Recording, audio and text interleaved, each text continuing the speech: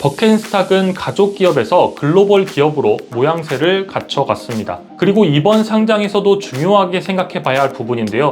바로 세계 최대의 명품 그룹인 프랑스의 루이비통 모의 헤넷입니다. LVMH는 2011년에 버켄스탁의 기업 가치를 40억 유로, 그러니까 우리 돈으로 약 5조 원으로 평가를 하면서 사들입니다. 안녕하세요. 매일경제TV 뉴욕 특파원 김용감입니다. 최근 영국의 반도체 설계 기업 ARM이 나스닥에 상장했습니다. 상장 첫날 주가가 약 25% 급등하면서 미국 IPO 시장의 분위기 반전을 예고했습니다. 얼어붙어 있었던 IPO 시장에 훈풍이 불고 있습니다. 이 같은 분위기에 힘입어서 상장을 준비하고 있는 샌들 업체 버켄스탁의 IPO에도 관심이 쏠리고 있습니다. 시장의 분위기가 바뀌고 있다고는 하지만 IPO 시장에 무지성 투자를 했다가는 큰 손해를 볼 수도 있습니다. 얼마 전에 상장했던 베트남의 전기차 업체 빈페스트가 큰 교훈을 주고 있는데요. 빈페스트는 상장 이후에 주가가 치솟으면서 포드와 GM의 시가총액을 넘어서기도 했습니다. 하지만 얼마 지나지 않아서 주가가 폭락하면서 최근 9일 연속 하락을 기록하기도 했습니다. 투자자들의 큰 손실로 이어지고 있습니다. 그래서 오늘은 IPO를 앞두고 있는 버켄스탁에 대한 이야기를 준비했습니다.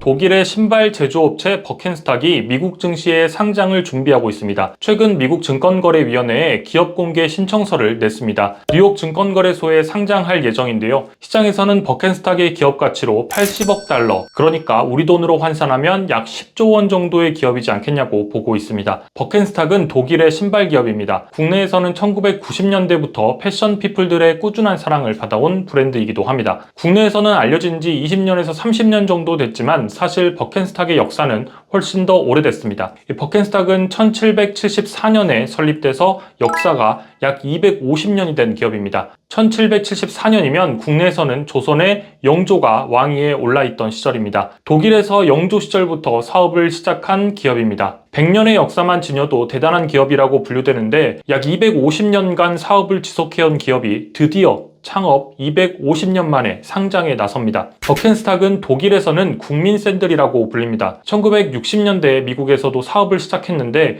미국에서는 애플의 스티브 잡스가 사랑했던 샌들로 유명하기도 합니다. 스티브 잡스의 신발장에는 항상 버켄스탁이 빠지지 않았다고 합니다. 스티브 잡스의 전 주택관리인이 집 정리를 하다가 쓰레기통에서 발견을 해서 챙긴 버켄스탁이 작년에 경매시장에 나오기도 했었는데요. 뉴욕에서 열린 경매에서 잡스의 갈색 버켄스탁은 21만 8천 달러에 팔렸습니다. 약 3억 원에 팔린 셈입니다. 당연히 샌들에는 버켄스탁 특유의 발자국이 새겨져 있었습니다. 스티브 잡스의 발자취를 사고 싶었던 것은 아닐까 생각이 들기도 합니다. 버켄스탁은 어쩌다가 발자국이 생기는 이런 샌들을 만들게 됐을까요? 처음 시작은 1774년 독일 라겐버그에서 태어난 아담 버켄스탁이라는 신발 장인의 손에서 시작됩니다. 아담 버켄스탁이라는 신발공에서 시작된 버켄스탁이 본격적으로 기업의 형태를 갖기 시작한 것은 그의 증손자 때부터입니다. 1896년 창업자의 증손자인 콘레드 버켄스탁이 독일 프랑크푸르트에 신발 공장을 시작하면서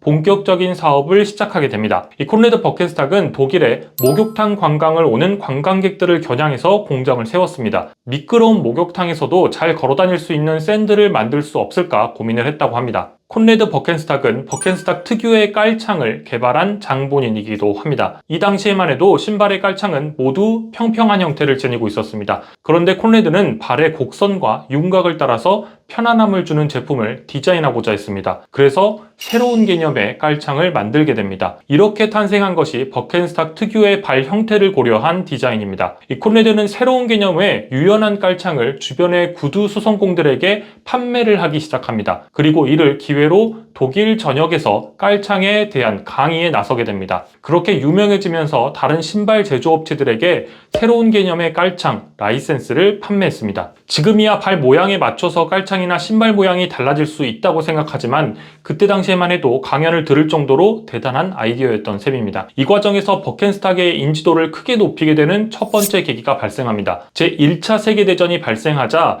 부상병들을 위한 신발을 제작했습니다. 그리고 버켄스탁은 건강에 도움이 되는 신발이라는 인식과 함께 세계대전이 끝나고 유럽 전역에서 인기를 끌게 됩니다. 콘레드 버켄스탁이 특유의 깔창을 만들었다면 그의 아들 칼 버켄스탁은 현재의 버켄스탁을 만들었습니다. 칼 버켄스탁도 아버지가 생각하는 버켄스탁의 편안함과 실용성을 받아들였습니다. 그래서 외과 의사와 함께 발에 대한 트레이닝 코스를 열어서 발 건강에 좋다는 인식을 더 심어주게 됩니다. 뿐만 아니라 디자인에도 신경을 쓰기 시작했습니다. 기능성 신발을 넘어서 패션 신발로 저변을 넓혀가기 시작한 겁니다. 버켄스탁 하면 바로 떠오르는 모델인 애리조나와 마드리드도 칼 버켄스탁의 손에서 탄생했습니다. 이때 만든 버켄스탁의 애리조나 모델은 지금까지도 인기를 지속하고 있습니다. 그렇게 버켄스탁은 승승장구를 거듭하며 미국 시장까지 진출을 하게 됩니다. 사실 미국 시장의 진출은 그들의 의지보다는 한 미국인의 도움으로 시작됐는데요. 독일에 방문한 미국인인 마곳 프레이저가 버켄스탁을 보고 미국 수입을 결정합니다. 마곳은 독일 목욕탕에서 버켄스탁을 처음 보게 되는데 발 건강에 도움이 된다는 사실을 발견하고 수입을 결정했다고 합니다. 마곳은 처음에 버켄스탁을 미국에 수입해 왔는데 지역의 신발 가게들에서 관심이 없자 건강식품 매장에서부터 샌들을 팔기 시작했습니다. 이는 그동안 독일과 유럽에 머물렀던 버켄스탁을 세계 시장으로 이끄는 계기가 됩니다. 나중에 버켄스탁이 히피들 사이에서 큰 인기를 끈 점을 고려하면 마곳 역시 현재의 버켄스탁을 만든 인물 가운데 한 명입니다. 이제는 버켄스탁 가문 대신 전문 경영인들이 경영을 하고 있는데요. 200년 가까이 버켄스탁을 운영해오던 버켄스탁 가문에 경영권 문제가 생기기 시작했습니다. 2000년대 들어서 경영권 문제로 결국 2013년부터는 전문 경영인들의 시대가 문을 열게 됩니다. 경영권 분쟁으로 시작한 전문 경영인 체제는 오히려 버켄스탁의 기회가 됐습니다. 마커스와 올리버 두 명의 CEO를 만나면서 버켄스탁은 또 한 번 급격하게 달라집니다. 이때부터가 버켄스탁의 전성기라는 평가가 나올 정도입니다. 이 시기에 명품 브랜드 셀린느와 협업을 하면서 큰 성장을 경험합니다. 셀린느와 함께 내놓은 샌들로 인지도가 또 한 번 올라갔고 이외에 다른 명품 브랜드들과의 협업으로 회사는 본격적인 마케팅에 나섰습니다. 최근 인기를 끌고 있는 방수가 되는 고무 형태의 재질의 디자인도 이 과정에서 등장합니다. 이 시기에 버켄스탁의 판매량은 5년간 2배가 넘게 증가합니다. 2012년만 해도 버켄스탁은 연간 1000만 켤레를 간신히 생산하던 회사였습니다. 그런데 전문 경영인이 등장하고 2018년에는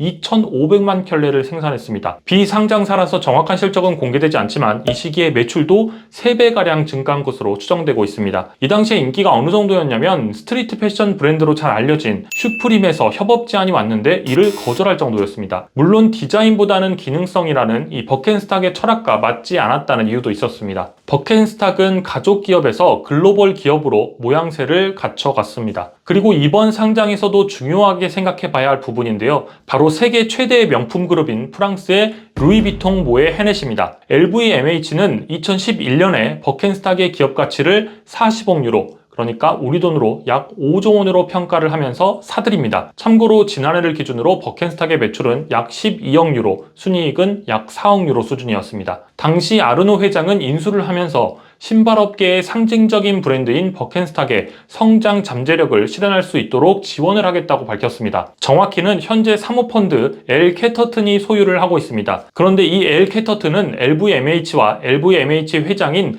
베르나르 아르노 가문이 주요 주주인 곳입니다. 즉 버켄스탁은 사실상 프랑스 명품 재벌인 모에네 헤네시 루이비통이 소유하고 있다고 볼 수 있습니다. 이 사모펀드 엘 캐터튼의 최근 행보도 한번 살펴볼 필요가 있다고 생각이 되는데요. 이스라엘의 AI 기반 뷰티 플랫폼 기업인 오디티테크가 앞서 지난 7월에 상장을 했습니다. 근데 이 오디티테크의 최대 주주가 바로 루이비통 모에 헤네시의 사모펀드 엘 캐터튼입니다. 엘 캐터튼은 오디티테크의 지분 약 30%를 보유한 최대 주주입니다. 오디티테크는 상장 첫날 주가가 공모가 대비해서 50% 넘게 상승하며 눈길을 끌기도 했습니다. 이후 상승세를 지속했으나 현재는 주가가 하락세를 보이고 있습니다. 엘 캐터튼이 이번에는 성공적인 상장을 진행하고 오디티테크와 달리 주가 유지에도 성공할 수 있을까요? 이 버켄스탁의 철학은 창업주가 만든 특유의 깔창에서 알 수 있듯이 디자인적인 요소보다는 편안함과 기능성에 있습니다. 신었을 때부터 편안함을 느끼는 것은 물론이고 시간이 지날수록 착용자의 발에 맞게 모양이 변형되어서